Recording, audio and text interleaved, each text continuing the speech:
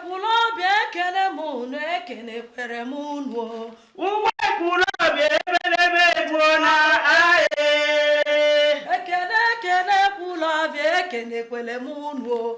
Ekwulobia ebelebe jeholu aye. Ekene Ekwulobia ekene kwere munu. Ekwulobia ebelebe ebuona aye.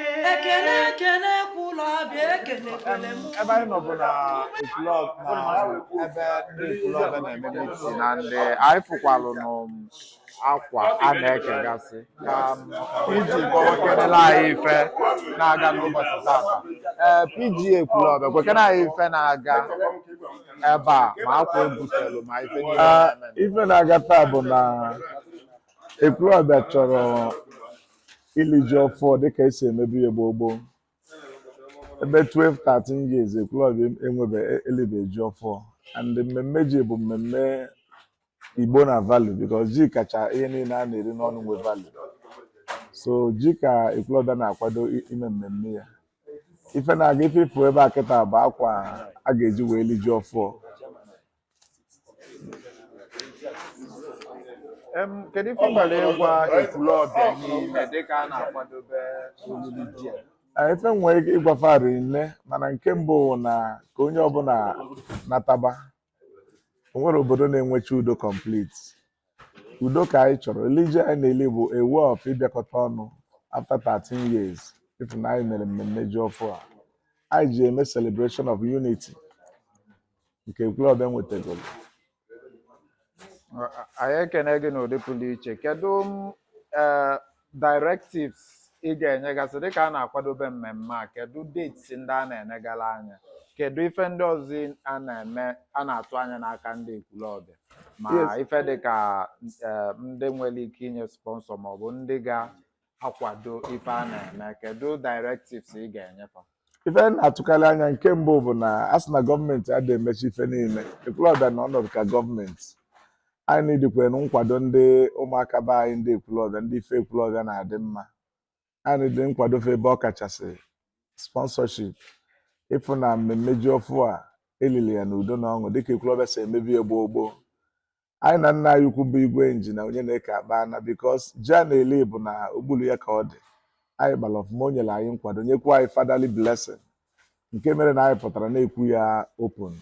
So wee na-ayọzi ụmụaka Ekwulobia ọnọ n'ụlọ ma ọ nọ n'ezi, onye ọbụla kwado anyị n'ụzọ pụrụ iche otu ike kwere onye anwa ka anyị fụ na mmemme ji ọfụ a na-eli ga-amịtara anyị ezigbo mkpụrụ.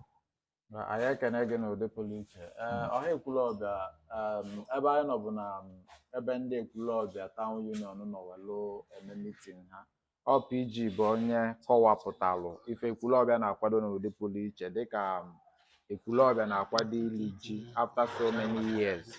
Welu na-ayọ nwa afọ Ekwulobia ọbụla ka o debe ụbọchị ahụ. Kedu deeti etinyegasịrị mmemme? Yes, anyị nwere a lot of activities. Anyị nwekwa plan ịgba bọọlụ inter-village competition under 15 nke ga-ebido mgbe na-eteghị aka dịka the committee ga-ewepụta their guidelines. Anyị nwezikwala competition ji onye kọkalịchara na ji dịka a na-emebi gboo gboo. Mana the particular day anyị chọrọ ka nwa afọ Ekwulobia ọbụla debele Ekwulobia bụ 1st of September mgbe nna anyị bụ igwe na-eli ji ime obu. Anyị chọrọ ka onye Ekwulobia ọbụla nwa afọ Ekwulobia ọbụla debe mmemme that day at 1st of September and 2nd of September. 2nd bụzi ụbọchị Ekwulobia ga-abịa n'Ọyọ na ezumezu bụ stadion Ekwulobia wee nwee nwekọrịta aṅụrị ọnụ. Anyị chọrọ ka that 2 days 1st and 2nd ka onye Ekwulobia ọbụla ghara itinye mmemme na ya. So ọha obodo na-anụ gị 1st and 2nd September bụ ụbọchị pụrụ iche na ndụ onye Ekwulobia ọbụla, ka onye ọbụla kabazie ahụ dobe ya bụ date. Ụbọchị anwa abịaba na ọgbọ ezumezu nke bụ first ga-abụ na palace. First ga-abụ ji ime obi nke a na-eli na palace bụ igwe. Then second is ezumezu zugbo Ekwulobia na stadion. And onye Ekwulobia ọbụla dara iwu anwa ga-enye Ekwulobia 100,000 naira fine. Onye ze ya na ndị village egobala ya ọgbaba. So ọhaneze ọ na-anụ gị n'ọnụ PG abalị na abụọ 1st and 2nd September onwe onye Ekwulobia ọbụla ga-akanye ife ọbụla. Ndị nọ na mba dịka ị na-anụ ozi a ịkwadobela Ekwulobia first and second, then ọ bụrụkwa na ị bụ nwa afọ Ekwulobia, ife ọdịmma Ekwulobia na-amasị gị, ọganihu Ekwulobia na-amasị gị, unity Ekwulobia na-amasị gị, ịmalụ ife ị ga-eji wee kwado Ekwulobia, ị ga-erichinwu the committee ma ọkwanụ the PG ka inyefe onye ọbụla ị ga-emenwu imelụfa ka eme ka ji a na-akwado ili na 2023 a nke bụ izizi a na-eli kamgbe 13 years ka ọ bụrụ ife ga-apụ iche, ọ historical event. So dịka a na-akwadobe ya, a ga na-enyekwa update.